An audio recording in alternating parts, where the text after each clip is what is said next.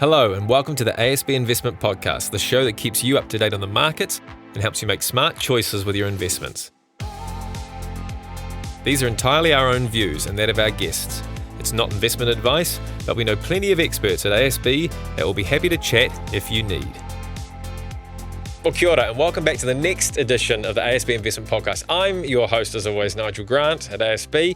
And today we're unpacking the latest edition of the ASB Investor Confidence Survey. It's for the March quarter, funnily enough. And we've got back our regular guest. It feels like we haven't had him for a little while. It's good to have him back. It's Chris Tennent-Brown. CTB, how are you? Not too bad. I've had a few ups and downs, which is why I'm not in the studio with you.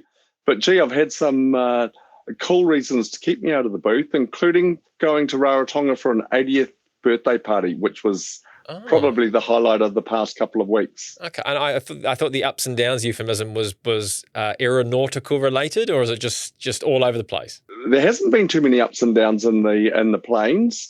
I was part of the Anzac Day flyover, which was pretty awesome. But apart from that, my flying was going up to Rarotonga and coming back and attending this fantastic 80th birthday party. Was it on the beach? Was the party on the beach, or was the party, I guess, not on the beach? It was too big for the beach. There were 400 people there and lots of dancing and lots of eating and basically a few days of just enjoying each other's company. Amazing. Oh, fab. Oh, it's good to have you back to the real world as such. So let's start with the big picture. Net investor confidence apparently has fallen this quarter. I mean, who would have thought? What are we seeing in the numbers?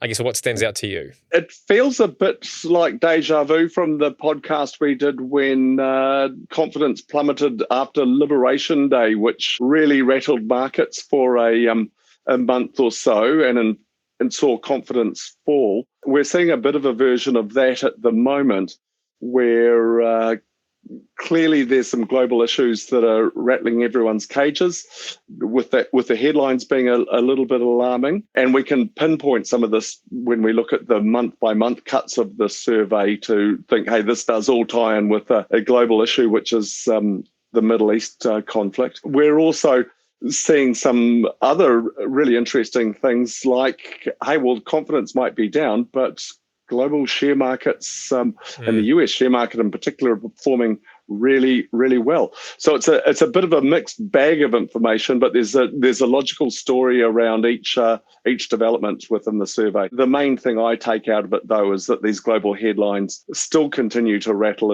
investors, but it doesn't need to lead to bad investment outcomes, as we see, and you discussed in your podcast with Frank and Nigel on Friday, where you unpacked a bit of that stuff. Thank you for the nice plug. But I guess when you relate it back to Liberation Day, it's.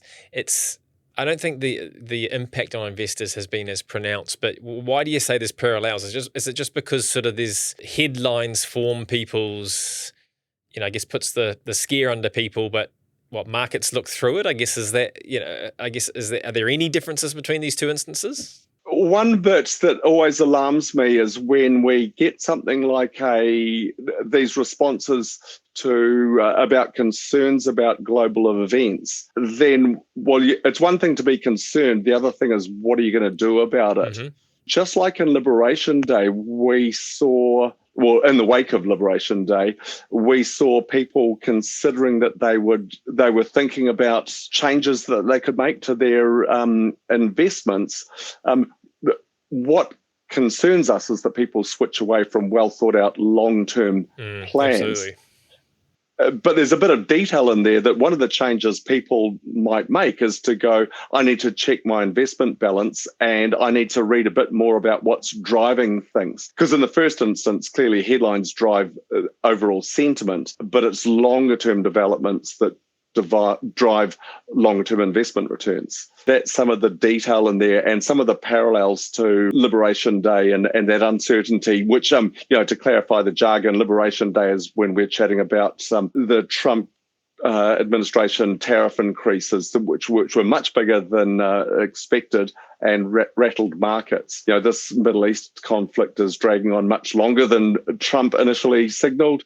It's starting to impact people at the at the petrol pump. Investors are rattled by it, but it's not the only thing in town that's driving markets. So how people respond is important. And what I'm hoping is that we see a similar thing to that Liberation Day period that sure, check in on your investment strategy, but it's the strategy rather than the volatility that you need to respond to if you're a long-term investor.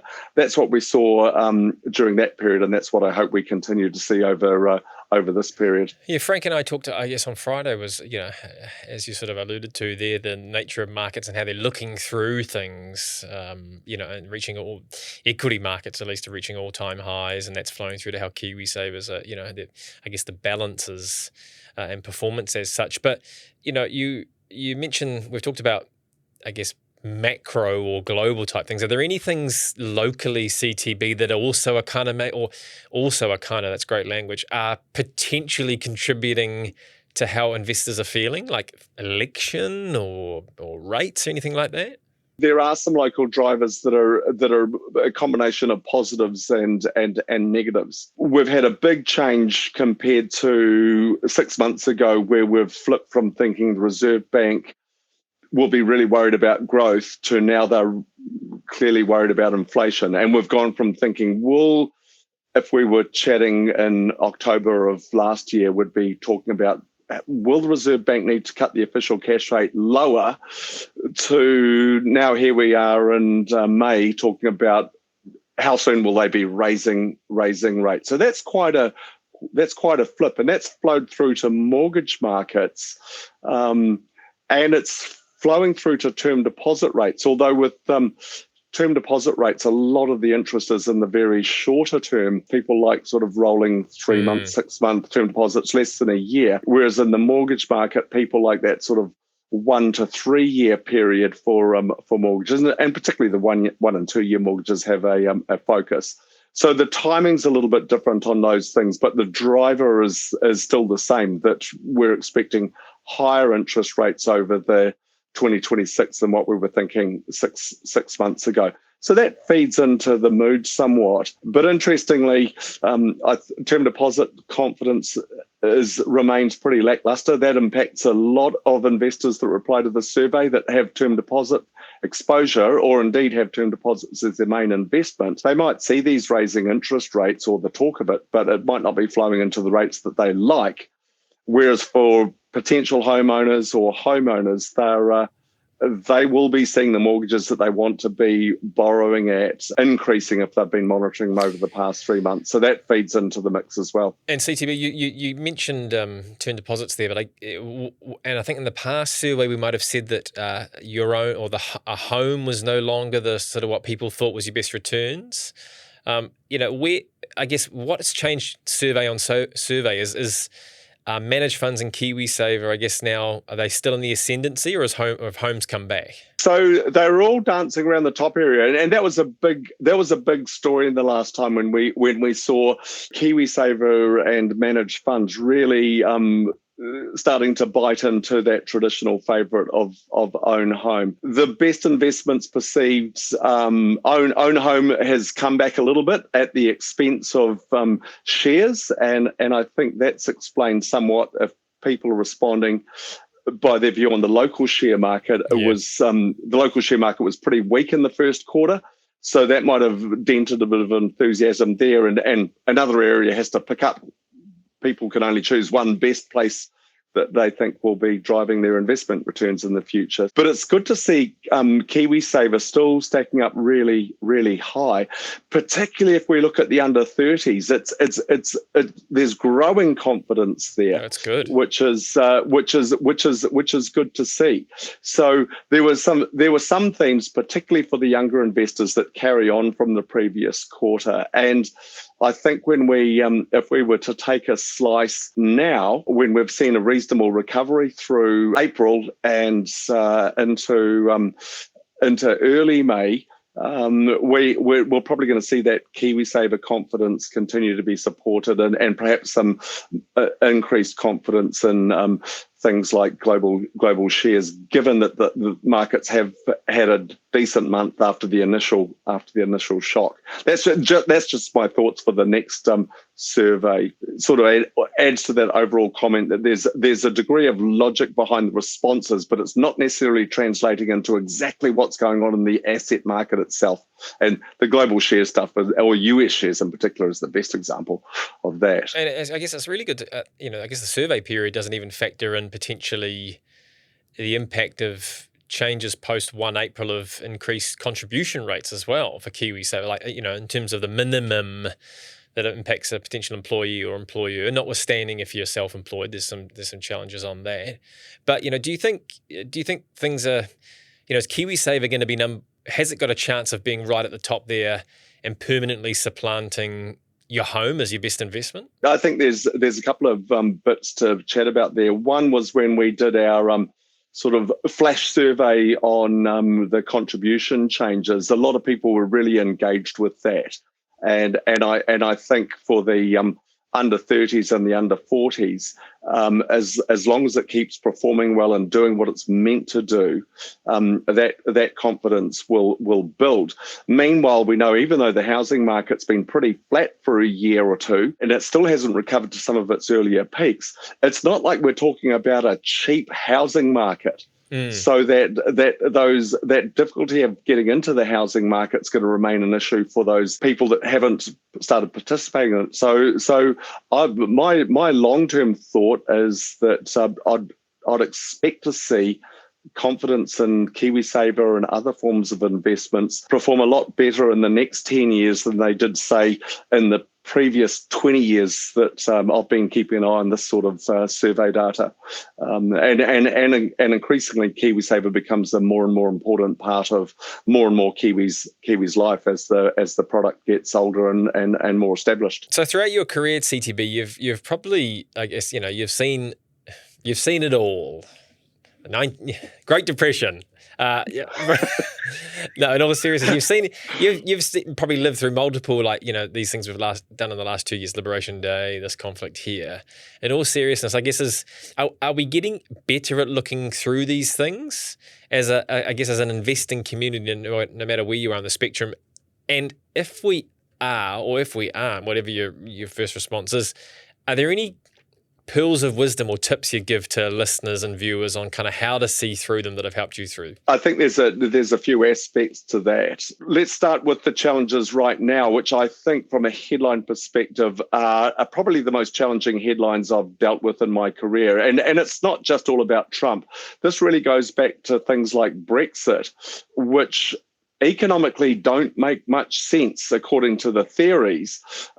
Likewise with Trump and tariffs and some of the things he's stirring up, they don't line up with the theories that I certainly got trained on as an economist, but they also don't line up with the increased global cooperation, which was a backdrop for all of my career, all of my studies, and indeed life since World War II, when the world was trying harder and harder to get on together and do more trade together. And those headlines just seem to get worse and worse, which is challenging for investors, and we see it in the responses from these surveys. The interesting thing at the moment, though, is that's not translating into investment returns like you chatted about with Frank in the podcast, and we've chatted about a bit to go. Actually, share markets are going all right. That's reflected in things like managed funds and KiwiSavers performing really well despite this conflict. Now, I worked in earlier periods like the Asian crisis and the terror attacks in New York, where things were so bad, markets were halving in value, or during the terror attacks, the 9/11, had to shut down for a week. Those were way more stressful times for markets, and people were seeing it in their investment balances as well as the headlines. So I feel like I've been through harder things from an investment professional than I have as a headline reader, which is why I think we see these interesting contrasts right now with something like investor confidence versus a conversation about investment returns. Maybe just the ability to communicate and spread information at the moment is just, sort of has increased exponentially, that some of those old and, former instances of massive market volatility or, risk just didn't have the ability to spread as fast, whereas today it's just more, everything's hyper extended. Is that a fair assessment? Yeah, and I look back to when I started. We didn't have the internet. We didn't have live access to the share markets. We'd send out an investment update to folks every 3 months with their investment balances. They might give us a call and go, "Hey, I'm a bit worried about this. Should I be doing something?" Whereas now people are seeing that stuff on their phone, and they're getting hit with it on the whatever social media they follow. But there's not as much information flowing through about what's driving the markets, like the shift to AI, some of the real big mega forces we've talked about in earlier podcasts. They're not front page of the Herald stuff, whereas conflict is front page of the Herald stuff. So it's quite different with the information we've got now compared to in the past. And in some ways, the volatility we see in markets is not. On a day-to-day basis, it can be shocking, but in terms of the depths of the drops, I've worked when things are much worse. I think there is an evolution of people being able to get the right information, get better guidance or advice, and not overreact to things. But that's the challenge that's always there, is that the headlines can be pretty alarming while you go through that journey of trying to focus on the long term when the short-term news isn't that comfortable. Yeah, this might have no validity to it at all, but I guess a lot of investors nowadays are probably in their hands, they have, sort of one of these, and they can experience this technological change in the palm of their hands. So maybe that's helping them look through that, actually things are changing. I want to, invest with it, as opposed to maybe other ones where, sort of past cyclical changes, they weren't as firsthand experiencing it. Yeah, and weirdly, the message stays the same. Short-term volatility shouldn't lead to you changing long-term, well-thought-out investment plans. But it will make you think about your tolerance for risk, but it doesn't necessarily make you need to change. And that's a much better situation than when you got a letter every 3 months from your broker or investment manager telling you what was going on. Yeah, right. And if you couldn't get on the internet to do your own reading about it. I mean, I literally worked in a period where we would call up on the phone to Asia to see what was going on up there in financial markets, whereas now everyone knows what I would have to make a phone call for 30 years ago. I thought you were going to say you worked in the era where they still use stone tablets, but that's... I wasn't sure you were going to. I was past the period where we had to do physical settlements on bonds and whatnot, but not too far past it. Okay, CTB. So final question, if we can wrap up, I guess, and it wouldn't be an economist chat without some forecasts or predictions, but it maybe when we do this in 3 months' time, thinking about confidence, what do you think there'll be any noticeable trends that you sort of can predict, or anything that you'd think might be coming down the pipeline that could influence what we're talking about in sort of 12 weeks' time? Yeah, I think there's some logical calls there. The run into an election's really easy. We're going to have a budget in a few weeks. We're going to have Reserve Bank meetings, and we're going to get more information on how long-term this inflation shock we're going through is. Clearly a resolution in the Middle East and a return of energy markets towards more normal levels is important for the inflation outlook. But right now the Reserve Bank here and abroad are very focused on inflation rather than the growth threats around the world. So in 3 months' time, we'll have a lot more information on that. We'll hopefully see more of the same, where in the day-by-day basis, share markets are responding to the noise, but on a month-by-month basis, they're responding to things like a good reporting season from companies all around the world. So and in the mix, there's so much stuff that can happen on the run into an election. The budget's a starting point for the government laying out some plans, but there'll be lots of chat and people will be looking at their sources for what's happening in the polls to think about the next government. Let's keep an eye on that as we I guess we've got a lot to talk about over those next couple of months. It's quite exciting, and I guess we'll also wait to see if there's any sort of that ongoing talk about NZ Super as well. Let's wrap up CTB with the final question that we always love and I feel like I haven't had the chance to ask you this for a while, but what's something you're reading, listening to, or watching, or in your case, just generally up to, that you can recommend to our listeners and viewers? This will only be for the listeners that are in Australia now, but I went to the Split Ends concert in the weekend, and I mean, I'm showing my age, but I didn't have much of a voice left the next day, and I'm sure that all the other people that were around in the 70s and 80s were similarly hoarse based on the singing going on around me, at least. That was fantastic. The other thing I've done recently is I'm really enjoying some of the news sources I have that are switching to listen to this article. I used to buy the Economist magazine from the supermarket and read it. Then I subscribed to it online. And now I listen to the articles that I like. So I'm enjoying that as a source of truth. And any media outlet that is letting me listen rather than read on my phone is a winner by my perspective. It's good to be able to close your eyes and listen carefully to what's going on rather than having more screen time. So listening to what's going on in the world has been really cool.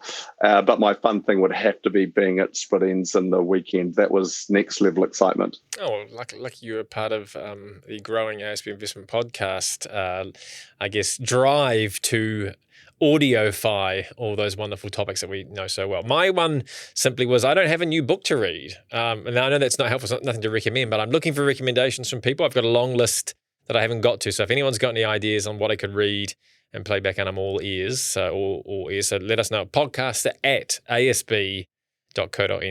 I was going to say one of the things I always do as we roll into June is think about D-Day. A serious day that changed the world when on the 6th of June. And if you need a book to read, I've got a few really good D-Day stories. Oh, I'd love to. Bring one in the next time you're in, or bring a few in. I'll drop one of those off for you to read. So they're worth reflecting on. Another time that the world was under a lot of stress. But in the end, there was a good outcome. Yeah, I guess that's an actual major stress point as well. If you think back to some of the other ones, markets can move on. So, thanks for coming in, CTB. I know you're a little bit under the weather, but thanks for joining us remotely, and hope you had a good time. It's good to have you back. Yep, it's really good, and I look forward to the next one, especially in 3 months' time when I'm hoping the clouds are a bit clearer. And I also, just as a final comment, I do like the green top and sort of khaki suit ensemble today. It's quite fetching. So well done. I'm trying to step my game up a little bit, Nigel. A long way short of you, but I'll keep working on it. Well, I do need followers. Anyway, thanks for tuning in as always, everyone. Don't mind a good follower on the fashion sense. Investor Confidence is a really cool way to take the pulse of New Zealanders and what they're thinking at any time. I think we've been doing it for a long time. CTB's been involved with this, and it's a really good way of just checking at the coalface what's flowing through to investor psyches. But remember, there's always a gap between survey responses and what people are actually doing, as CTB's been saying. That's no different when it comes to investing in savings. What people say versus what they're actually doing can be different things. And that's the lesson for investors, I think, for today. Whether you're really experienced or still learning the 101s and how best to use KiwiSaver, separating your savings, like automating it, like KiwiSaver often does, and getting it out of your own hands where you have to make a decision week in, week out. When you've got these headlines swirling around, that can help you look through how you may be feeling versus actually kind of what the investing landscape is and what markets are doing. So I think it's important to consider, sometimes take it out of your own hands so you don't have to worry about things or what the headlines are saying. And with that, we hope today's episode was useful to help you check in how you might be feeling versus the general population and how your KiwiSaver or investments are going. So until next time, it's happy investing, keep a focus on the long term, and bye for now. Thanks for listening to the ASB Investment Podcast. If you have any thoughts on this episode, or if there's anything you'd like us to discuss on a future show, get in touch with us at podcasts@asb.co.nz.